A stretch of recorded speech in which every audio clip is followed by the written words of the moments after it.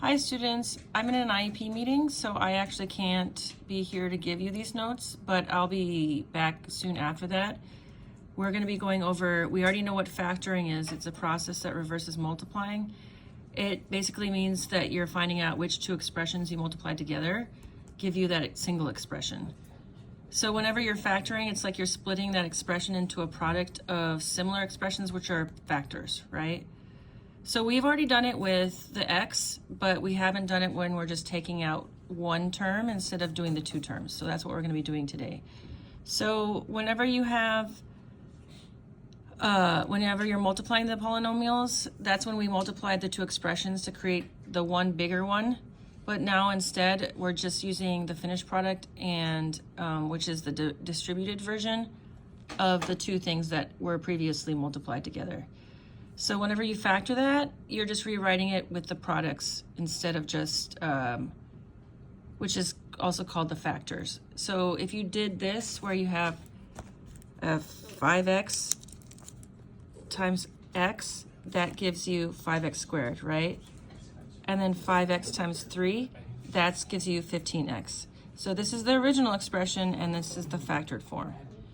So in here, the GCF is what's on the outside. That's what everything has in common, right? So basically what we're going to be doing here, once you have, if you start out with this one, 3x is in common. 3 is in common with 3 and 15, right? Because 3 goes into itself and into 15. So we put it here. And then x and x squared has x in common, so we have it on the outside. So basically it's saying that 3x squared divided by 3x gives you x, right? And then 15x divided by 3x, that gives you 5. So that's what we're doing each time. I'm actually not going to write the dividing on these ones just because we're just going from one or the other. But if you see, going from 2x times x gives you 2x squared. Going from 2x times 4 gives you 8x, and then you have minus in the middle.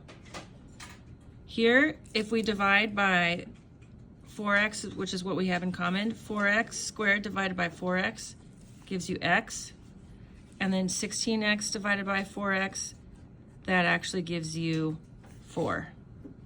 So we're just dividing by our common factor to get the terms on the inside, okay? And then from here, 6x times x gives you 6x squared, and then 6x times 4 gives you 24x with a minus in between. So hopefully you see the process going from one way to the other, or going from the factored form to the original. It's just, there's a process from either way. So if you go to the next page, we're going to be on this. Now we're going here where it says let's practice.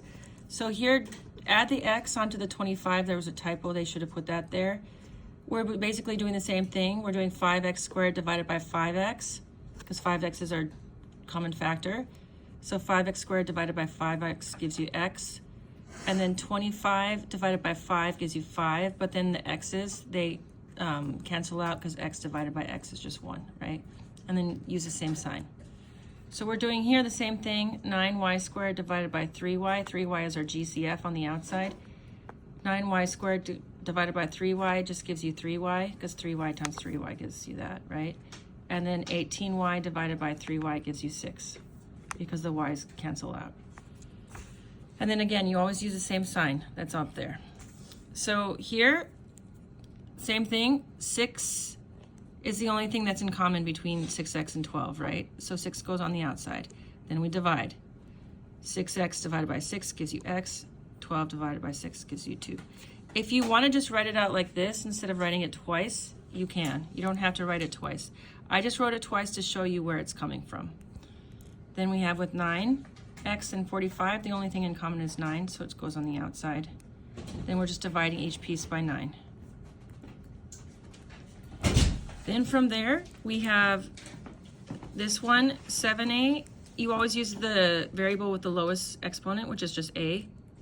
And then 7 fits into itself in 49. So then we're doing 7a squared divided by 7a. That gives us a. 49a divided by 7a just gives us 7. And then we always use the same sign. Same thing here. Use the lowest exponent, which is b.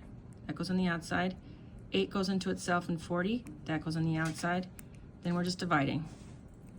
So 8b squared divided by 8b just gives you b. 40b divided by 8b just gives you 5. A few more. This one's a little trickier.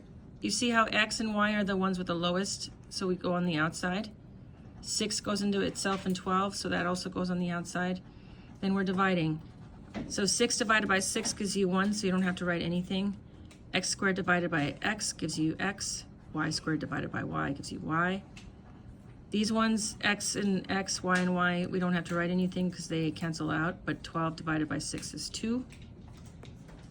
Use the same sign. One more. AB is the only thing in common between these two other than the 3. So we have 3 divided by 3 gives you 1, so you don't have to write it. A squared divided by A gives you A, but then B divided by B, those cancel out. That's why it's only just A. 15 divided by 3 gives you 5. A divided by A is crossed out. B squared divided by B gives you just B. And that's all you need. So on the actual homework that you're going to be getting for that, just remember that on the last one, where did I put it? Here. On the last one, it's the same thing, except that you're going to have 3 terms instead of 1. So you're going to use 3 to go on the outside and x to go on the outside. And then you're dividing each piece by 3x. Same with this. 5 goes into 10 and 20, so you're using 5. And then x goes into these 3, so you're doing divided by x. And then you're just doing what's left over. It goes on the inside once you divide. If you have any questions, you can ask Mr. Young. He knows what he's doing, and I will be back shortly.